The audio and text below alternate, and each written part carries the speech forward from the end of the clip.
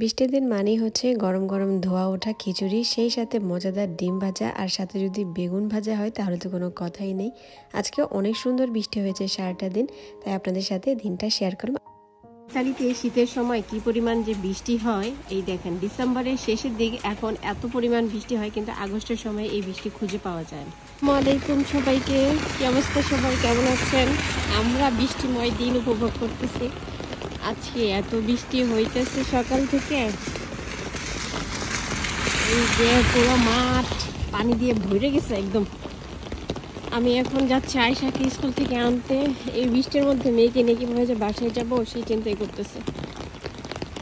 সেই সকাল থেকে শুরু হয়েছে, ভোর 5টা থেকে বৃষ্টি শুরু হয়েছে এখনো পর্যন্ত। এই যে পুরো রাস্তা একদম পানি দিয়ে কাদা কাদা হয়ে গেছে। আল্লাহ, আমি যাচ্ছি আয়শাকে আনতে। আয়শাদের স্কুলের কাছাকাছি চলে আসছি। এটা হচ্ছে আয়শাদের স্কুল। মানে এইটুকু রাস্তা আসতে আমার অনেক সময় লাগলো আজকে। রাস্তা দিয়ে পানি টানি দিয়ে ভরা, অনেকদিন ফিট দিব, তাতে আয়শাকে নিয়ে আসবো। এই যে আয়শাকে নিয়ে আসছি, এখন আমরা বৃষ্টির মধ্যে বাসা যেতেছি।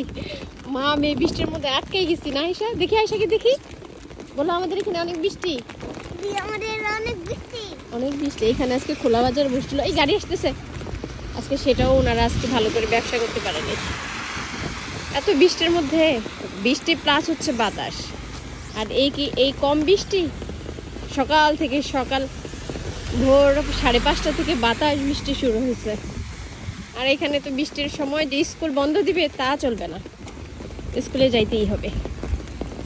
কি আর করার, আমরা এখন বাসায় যাচ্ছি স্কুল থেকে ভিজে ভিজে। না আয়শা, আমাদের এখানে শীতের সময় যত শীত বা ঠান্ডা থাকুক বা যত বৃষ্টি থাকুক না কেন, স্কুলে যাইতে হয়। এখন আয়শাকে নিয়ে বাসায় যাচ্ছি।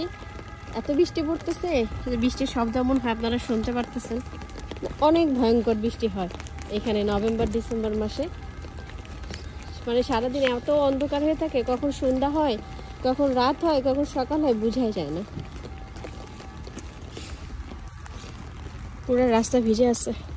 আর বৃষ্টি মানেই তো হচ্ছে গরম গরম ধোয়া ওঠা খিচুড়ি, সেই সাথে ডিম ভাজা, তার সাথে হচ্ছে বেগুন ভাজা আর ভর্তা। তো বৃষ্টি দেখে কি আর করব, বাসায় এসে গরম গরম খিচুড়ি আর সাথে ডিম ভাজা আর বেগুন ভাজা করেছি। বাহিরে যেদিন এরকম সুন্দর বৃষ্টি হয় তখনই আমি চেষ্টা করি সবার পছন্দের এই ভুনা খিচুড়িটা তৈরি করার। আমাদের বাসায় সবাই ভুনা খিচুড়ি অনেক বেশি পছন্দ করে, বিশেষ করে আমার ছেলে আর আমার হাজব্যান্ড।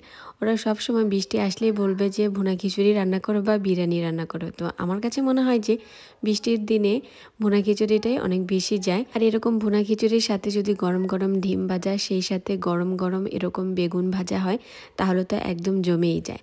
তো আজকে আমাদের পছন্দের রান্নাটা রান্না করলাম এবং আপনাদের সাথে বৃষ্টিময় একটা দিন শেয়ার করলাম। কেমন লেগেছে অবশ্যই